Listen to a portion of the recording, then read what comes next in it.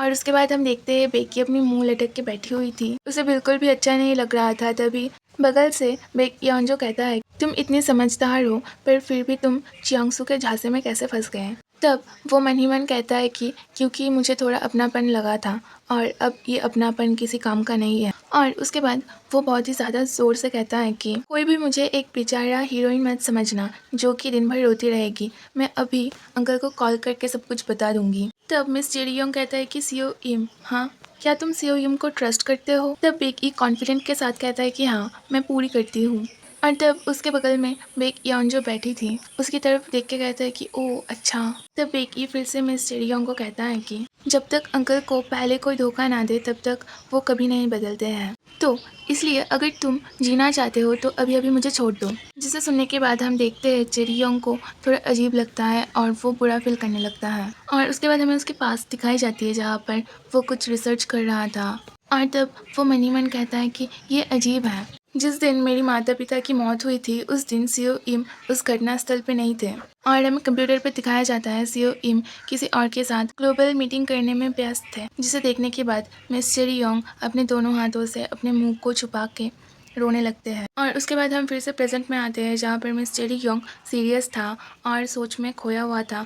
वो सोचता है कि मुझे किसकी याद आ रही है। और तब उन सब की कार अपनी स्पीड से समुद्र के ऊपर हाईवे से क्रॉस कर रहा था। और तब एक कार की खिड़की से देखता है और सोचता है कि ये वही समंदर है जहाँ पर हम सब एक साथ आने वाले थे। अगर सोचा जाए तो अब मैं इस समंदर को अकेले इस सिचुएशन में देख रही हूँ। और तभी बेकी का फोन बजता है जो योंजो के हाथ में था। वो बेकी से कहता है कि देखो किसने कॉल किया है। बेकी इसे लो, देखो मिस्टर इम ने तुम्हें कॉल किया है। और तब बेकी घबराते हुए फ़ोन को लेता है और कहता है कि क्या मैं फ़ोन को रिसीव कर सकती हूँ। तब योंजो कहता है कि हाँ बिल्कुल, तुम जो मर्जी वो कह सकते हो, जैसे कि तुम अभी किडनैप हो गए हो और तुम किस किस के साथ हो, कुछ भी कह सकते हो।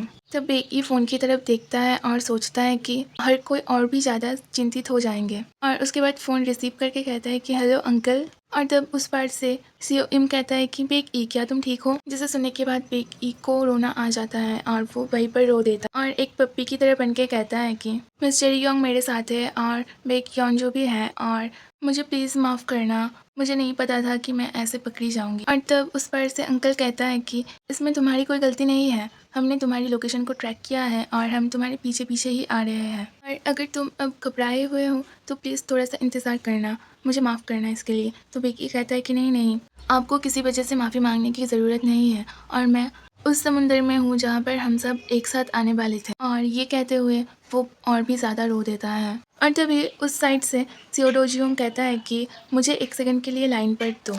और उसके बाद वो कहता है कि बेकी तुम सिर्फ इंतज़ार करो जब तक ना मैं तुम्हें ढूंढ लूँ, मैं वहाँ से तुम्हें कंधे पर उठा के बाहर ले आऊँगी और उसके बाद तुम ये मुझसे उम्मीद भी मत करना कि मैं तुम्हें कभी जाने दूंगा। और तब वो काफ़ी ज़्यादा गुस्से में था, जिसे सुनने के बाद बेकी काँप उठता है और वो मन ही मन सोचता है कि क्या तुम ये कह रहे हो कि तुम मुझे बचाओगे और उसके बाद अगर मैं मर भी जाऊँ तो मुझे तुम्हारे हाथ में ही मरना पड़ेगा।